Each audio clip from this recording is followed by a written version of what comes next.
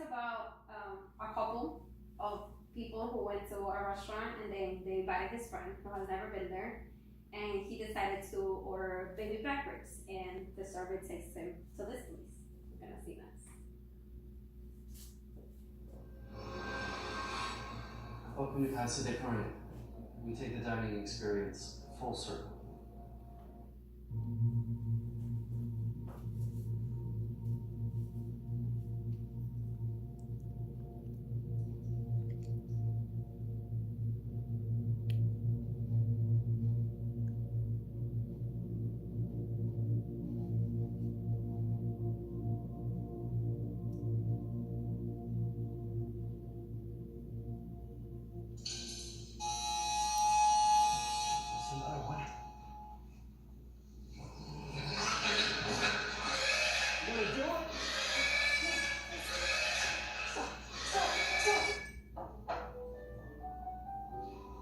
That was awesome.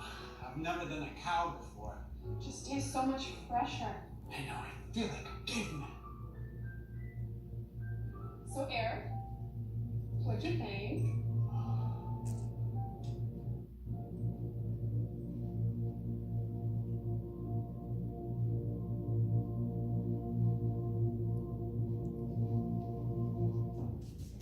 So he's probably traumatized with the experience, and a lot of people actually wouldn't be able to kill the animal before eating it.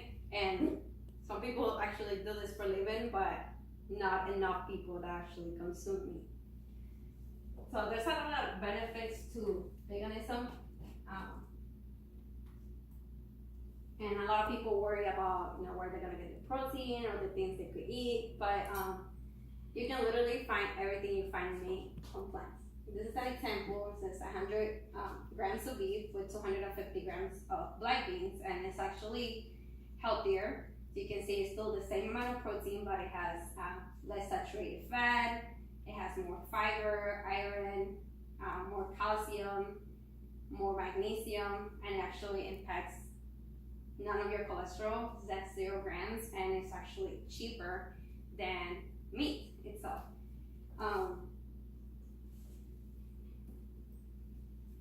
It's still, a lot of people have this perception of veganism actually being more expensive than what some people consider regular food because of the vegetable prices, but it still all depends on how people see a vegan diet. We still have bad things that can impact your health. So you still have fast food, you have ice cream, there's fake meat or like tofu that people change to meat, so that can become pretty unhealthy. You just have to make the right choices and actually find vegetables and fruits, and that's what really makes an impact in your life. Then you can actually see there's a picture of the veins, and it shows the difference between a person who eats meat and a vegetarian and a vegan. And in 2009, there was a Harvard Health reported that there's evidence that even vegetarians have a lower risk of cardiac arrest. Harvard did a study with over 76,000 people where they found that on average 25% less likely to die of heart disease, in addition to reducing the risk of cancer and type 2 diabetes. So, I can't see the picture too well, but in this picture, my friend actually became vegetarian and she lost over 100 pounds in a year. So this is her picture before, and that was our after. So that's other benefits of a vegan diet. So you can always improve your health. So another problem with agriculture is the amount of resources from the world that they use. So the agriculture industry uses 50% of the water that we have in the world, and it takes to feed one cow, it takes about 2,400 pounds of wheat for them to eat in a day, and then they keep the cows for about 4 years, so that's about 3.5 million pounds of grain per cow. And if you see how much water it takes to actually get 1 pound of meat, it's 2,400 gallons. So that's a lot of water that we're gonna use for just to feed the cow because we're not even using it for other people who need it, for people who are suffering from hunger and everything.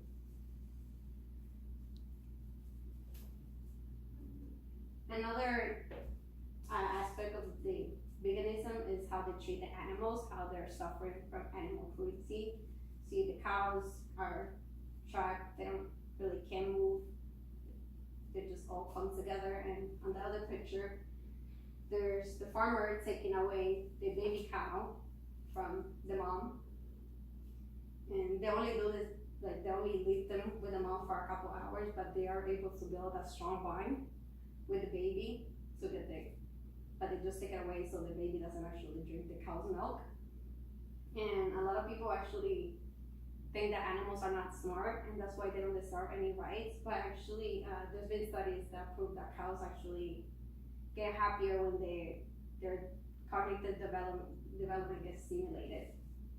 So they are smart and they have feelings because they has been proved that when they take the baby calf away, they show that the cows are getting depressed, and then they show them crying for their baby, and they actually stop eating solids. For pigs, actually pigs have the intelligence of a 3-year-old child, so they're really smart, and it just, like you can see in this picture, they don't even have a place to stand up. And pigs has been considered like one of the grossest animal. They always think pigs are dirty and blah blah blah, but they're actually the cleanest. But the problem is that they don't even have enough space to stand up in that picture. And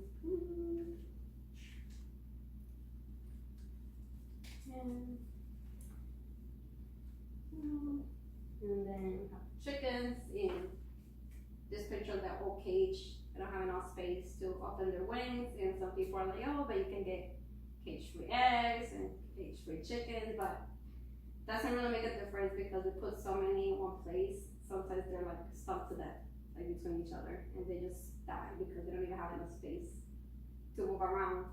And the problem with this is that they're dying right next to each other, even though the animals are getting antibiotics for them to grow more. The bacteria cause viral infections, and it still causes the animals to get illnesses from lack of exercise and genetic mutation, and then that causes the animals to grow too quickly, and then they develop arthritis and more other problems, which they are passing eventually along to each one of us when we eat them. So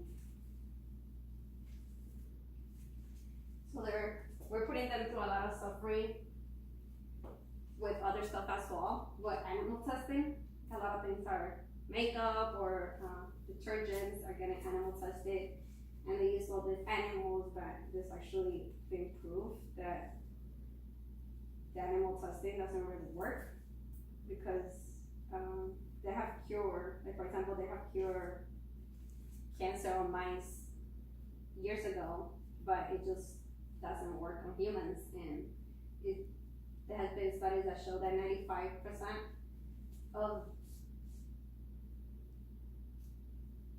the stuff that works on animals doesn't work in humans.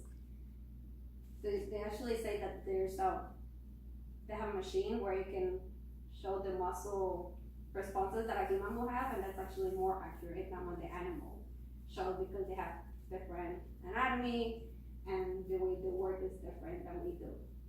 So it's just not necessary to put animals through suffering when there's people who actually will do trials for that stuff instead of putting an animal in misery. So the way that also animals are killed is something that it's really is not humane because there was a Penn investigation that found that a manager in Oklahoma killed pigs by beating them with metal rods, and others were left to die without food or water. So there's not even legal laws that protect the animals, and other ones they just get shot or electrocuted, but the farmers are not even educated enough to know where to shoot them so they don't have to suffer. So sometimes they just shoot them and they're still alive and they have to go through all that suffering before they actually passed away. So there's veganism can be hard on some people because of the culture and how they grew up eating meat every day, 3 times a day, but even cutting meat from your life once or 2 times in a week can really make a big impact on the world and in your life.